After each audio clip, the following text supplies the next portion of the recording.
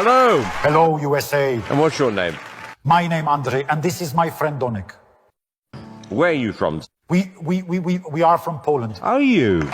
My family, or part of them going back in time, were from Poland. I think, and my best friend Donek will dance. Good luck. Here we go. Chipy, chipy, chapa, chapa, lubię, lubię, lawa, lawa, maki, pomidory, lubię, go. Chipy, chipy, chapa, chapa, lubię, lubię, lawa, lawa, maki, pomidory, lubię, go.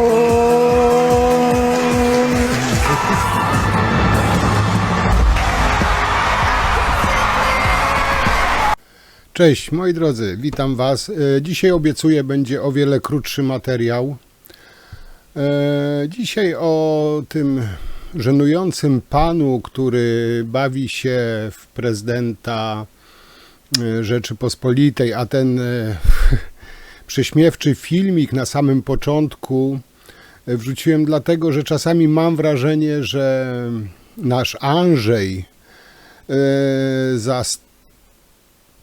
popisowe przedstawienia swojej głupoty, nieodpowiedzialności powinien przynajmniej jeden taki złoty przycisk dostać.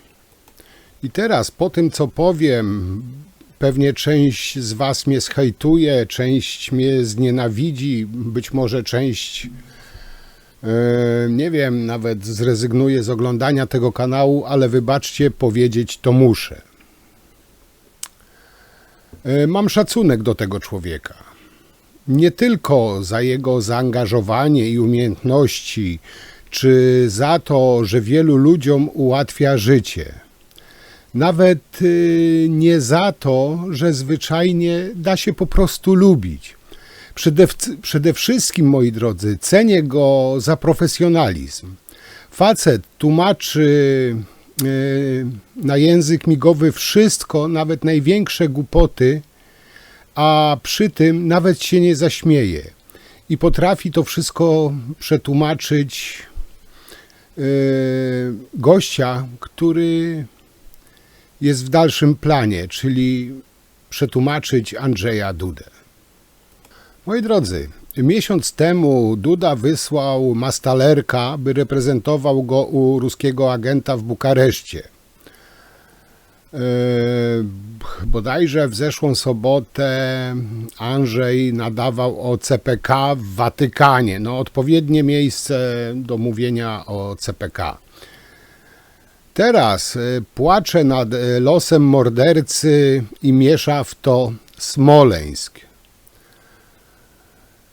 Czasami się naprawdę zastanawiam, co ten polski naród jest winny, co ci Polacy biedni przeskrobali, że Stwórca nagrodził nas tak wybitnym mężem stanu, zresztą podobnie jak i jego doradcami.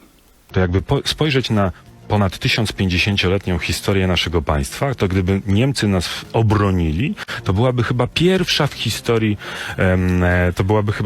historii, obrona. No jeśli już rozmawiamy o historii, to panu przypomnę, albo raczej stanu jest bezpieczeństwo, które może zapewnić Ameryka. To niech pan popatrzy na tę polską historię i przypomni mi, kiedy to Ameryka obroniła Polskę. No mogę tylko powiedzieć, że Ameryka, tak jak mówił to wielokrotnie prezydent Duda, po pierwszej wygrała pierwszą wojnę światową, wygrała drugą i trzecią.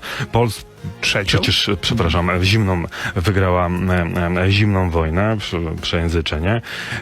Moi drodzy, jak pewnie słyszeliście, w katastrofie śmigłowca zginął irański zbrodniarz i sadystyczny oprawca zwany rzeźnikiem Teheranu. Według Dudy jest to mąż stanu. Kondolencje przysłały wszystkie największe organizacje terrorystyczne. Też kondolencje składał Putin, Łukaszenka, Xi Jinping, Hamas, przywódca terrorystów, no i oczywiście w tym zacnym gronie znalazł się też Andrzej Duda. Nie powinno chyba dziwić. A dlaczego na niego mówią rzeźnik Teheranu? Bo w 1988 roku doprowadził bezprawnie do śmierci ponad 30 000 osób, w tym 500 osób podczas jednego protestu. Osób, które sprzeciwiały się reżimowi irańskiemu. I nie wiem, jak to nazwać, nieprzemyślane kondolencje Dudy, czy zamierzone. No ale takie właśnie kondolencje złożył Irańczykom po śmierci właśnie prezydenta Raisiego. Dudzie jakoś nie przeszkadzało to, że jest to zbrodniarz, który wymordował tysiące ludzi. To, że ściśle współpracował z Putinem, że dostarczał Putinowi broń do wojny na Ukrainie. Duda składa te kondolencje irańskiemu narodowi i porównuje, nie wiem, jak to nawet nazwać,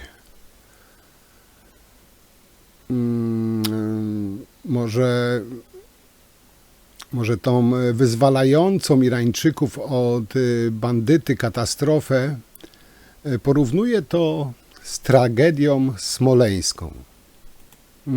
Czyli na równi postawił tego rzeźnika z Teheranu z Lechem Kaczyńskim. I Dudzie, nie wiem, jakoś to chyba nie przeszkadzało, że ten człowiek był wielkim przyjacielem zbrodniarza Putina, masowo dostarczał mu broń i drony właśnie na wojnie w Ukrainie. Popierał też terroryzm, szkolił i zbroił ugrupowania terrorystyczne. I ten niby prezydent porównuje to z katastrofą smoleńską, stawia w jednej linii z ofiarami katastrofy smoleńskiej, no i co gorsze dla pisowców oczywiście w jednej linii z Lechem Kaczyńskim. No brawo ty, brawo. Ten śmieszny człowiek nie pojmuje jednak zasad dyplomacji oraz polityki zagranicznej. Kondolencje irańskiej huncie złożyła, tak jak mówiłem, jedynie Rosja, Białoruś, Chiny oraz ugrupowania terrorystyczne takie jak Hamas. No i oczywiście pan Duda, no można powiedzieć doprawdy w doborowym towarzystwie znalazł się rezydent z prezydenckiego pałacyku. I powiem wam tak, słuchając czy też czytając słowa, odnosi się wrażenie, że w sprawach irańskich Dudę, nie wiem, zwerbował jakiś zwolennik reżimu. Po pierwsze, ten tragicznie zmarły Raisi ma krew na rękach co najmniej 5 000 niewinnych ludzi. W takich sytuacjach raczej powinny wystarczyć suche kondolencje. Łączenie się w modlitwie żalu no jest zdecydowanie za daleko posuniętym sformułowaniem. Te całe kondolencje Dudy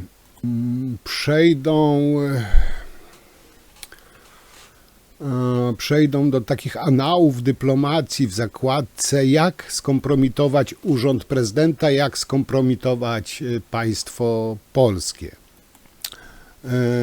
Irańska aktywistka Alineja de Masi napisała, żeby nie składać kondolencji, tylko być myślami z ofiarami krwawego dyktatora. Napisała, że kondolencje składają światowi dyktatorzy i reżimy terrorystyczne. No i do tego grona, jak wspomniałem, wskoczył jak małpka Andrzej Duda.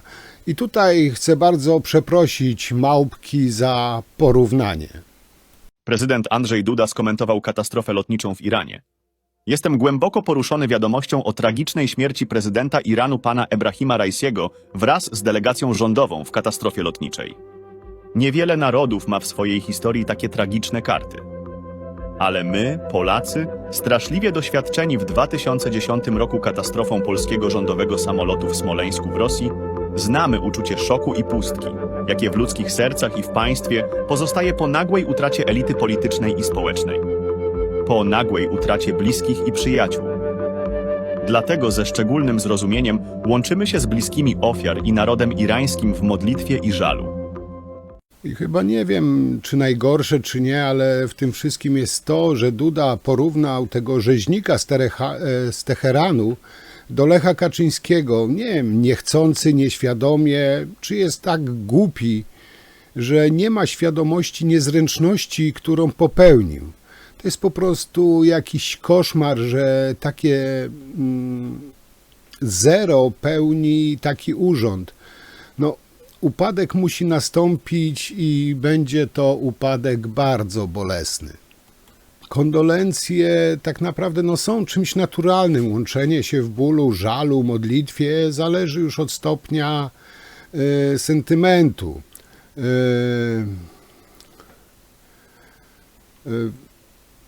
Nie wiem, współodczuwanie pustki, szoku również. Może niektórych to dziwi, że tak zwany prezydent RP cieplej odnosi się do liderów reżimu niż do jego, można powiedzieć, codziennych ofiar. No, mnie to akurat wcale w tym przypadku nie dziwi, moi drodzy. I powiem wam tak, złożyć kondolencje mordercy, dobra, okej, trudno. Taki jest protokół. Można to jakoś wytłumaczyć. Można to jakoś jeszcze, powiedzmy, zrozumieć. Ale wplatać w to frazy o katastrofie smoleńskiej, to trzeba doprawdy, całkowicie odlecieć. W tym tutaj przypadku to Dudzie peron razem z pociągiem odjechał. Zacząłem żartobliwie i skończę żartobliwie, humorystycznie. Teraz tylko, moi drodzy, czekać, jak Antonio Brzoza-Macierewicz zwoła konferencję prasową, gdzie poinformuje wiernych PiS-owi, wiernych teorii spiskowej o zamachu smoleńskim, że jest w drodze do Teheranu, że jutro o 12:00 na konferencji prasowej przedstawią już pierwsze wyniki śledztwa, że ma ze sobą zespół ekspertów, którzy już mają doświadczenie w badaniu wypadków lotniczych. Jeden z nich chodził już kiedyś po górach, drugi zna się na mgle, a trzeci wziął specjalistyczne parówki do testów. I że mają doświadczenie badaniem, ale jedno jest pewne. To był zamach, moi drodzy. Dobra, myślę, że tutaj nie ma co zbyt długo się rozwodzić na ten temat. Jaki jest koń, każdy widzi. Jak zwykle prośba, piszcie, wyrażajcie swoje opinie na ten temat.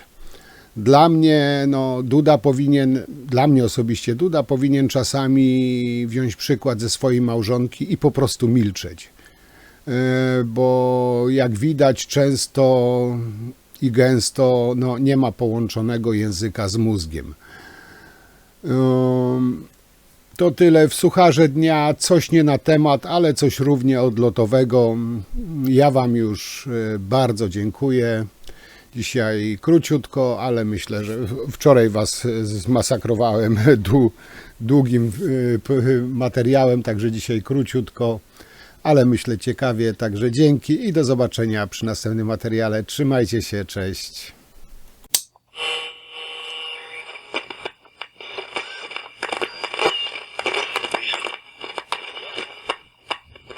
Ja pamiętam, co było, kiedy byłem w łonie matki. Wyobraźcie sobie, że otacza mnie mgła.